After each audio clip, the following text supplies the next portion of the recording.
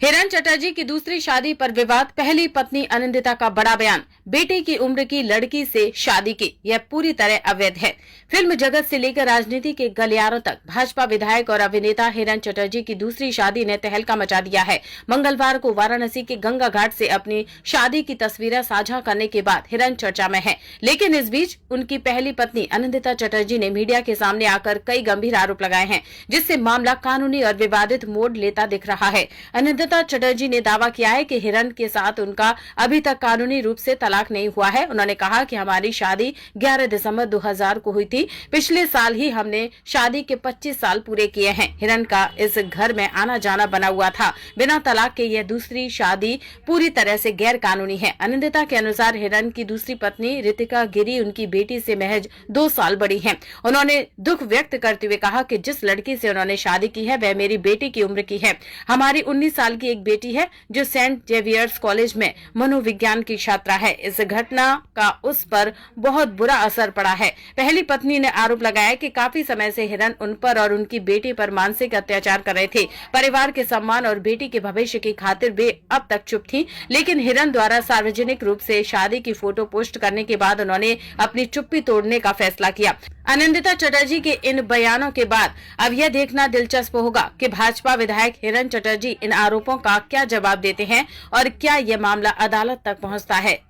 এই বিয়েটার কোনো মূল্যই নেই। হ্যাঁ, আর আমাদের তো 25 বছর বিয়ে হয়ে গেছে। 2000 সালে বিয়ে, মানে আজকালের বিয়ে নয়। তো আমার 19 বছরের মেয়ে আছে একটা। তারপরে এটা খুবই যন্ত্রণাদায়ক। আর মানে হঠাৎ করে এরকম আমার মেয়ে দেখেছে, যেটা আমার আমার তো আমি তো আমার যন্ত্রণা দুঃখ ভুলেই গেছি। আমার শুধু আমার মেয়ের মুখই মনে পড়ে। আর আমি যখন আমার বুটিক থেকে আলোরা থেকে ফিরেছি, ওর চোখগুলো দেখছিলাম ফুলে আছে একদম। তো দেখে ওর জন্যই কষ্ট হচ্ছিল, সবচেয়ে কষ্ট হচ্ছিল যে আমি হয়তো জানি না পরে কি হবে বা কি হবে না, কিন্তু ওর ঘাট থেকে তোর বাবার নামটা যাবে না, ওইটা ওইটা আমার আজন্ম আমার ওটা কষ্ট রয়ে যাবে।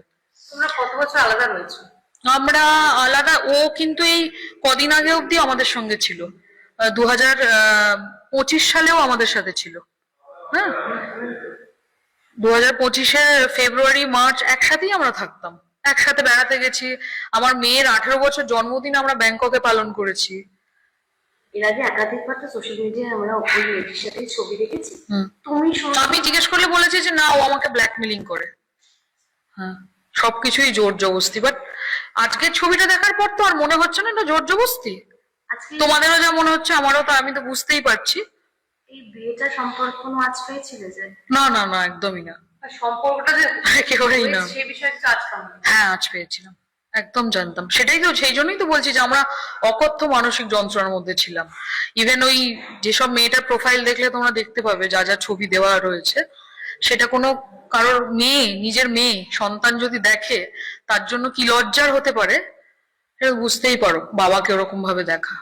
কি স্টেপ নিবে?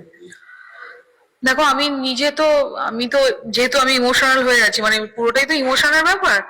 আর আমি ইমোশনালি এতই বেশি মানে নিজে, ওই জন্য যারা আমার উপর আছেন, যারা আমাকে গাইড করেন, বড় বড় লোকেরা, তাদের সাথে কথা বলবো, তারা যা বলবেন তাই করব।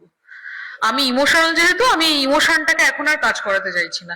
যেটা আমার আর আমার মেয়ের জন্য ভালো আমি তাই, সেটা হতেও পারে তাই, বা অন্য পথেও হতে পারে। আচ্ছা, তোমরা সেপারেটেড থাকতে ছিলেও, কিন্তু ডিভোর্স কোনোদিনও? না না না না, কখনো চাইও নি ও। আমি বলেছি যে কখনো ডিভোর্স দিয়ে দাও না তুমি, বলছে না আমি তো ডিভোর্স চাই না, মানে আমি তো তোমার মতন এরকম ভালো বউ কখনো পাবো না। মানে ওর কোনো কথার কোনো মিল নেই। মানে 2025 বলেছে। হ্যাঁ, আমরা একসাথে বলছি তো, আমার 18 বছরের আমার ছবি আছে আমার কাছে। আমরা 18, আমার মানে সেগুলো আমি আস্তে আস্তে দেবো। আমার 18 বছর মেয়ের জন্মদিনের সময় ওর ইচ্ছে ছিল মা বাবার সঙ্গে একসাথে ব্যাংককে যাবে, ওখানে গিয়ে আনন্দ করবে, পার্টি করবে। তো আমরা তাই গেছিলাম। সেসব ছবি, ভিডিও, টিকিট সবই তো আছে। তাহলে চাইতোটা কি? মানে আমি জানি না কি চাইতো, কি চাইতো আমি জানি না। আচ্ছা, মেয়ে কখনো এই বিষয়টা নিয়ে জানতে চাইনি বা ওকে যেরকম মানে সেটাকে মেনে নেওয়ার চেষ্টা করেছে? না, প্রটেস্ট করেছে অনেকবার আমার হয়ে, আমার পাশে সবসময় দাঁড়িয়েছে মেয়ে। মানে অনেক জায়গায় কি হয়, মেয়েরা বা ছেলেরা মানে যে ফিনান্সিয়ালি স্ট্রং হয় তার পাশে গিয়ে দাঁড়ায়। মানে বাবা অন্যায় করছে দেখেও কিন্তু বাবার পাশে গিয়ে থাকে, বহু ক্ষেত্রে হয়। ইভেন আমাদের এখানেই আমি বহু জায়গায় দেখি।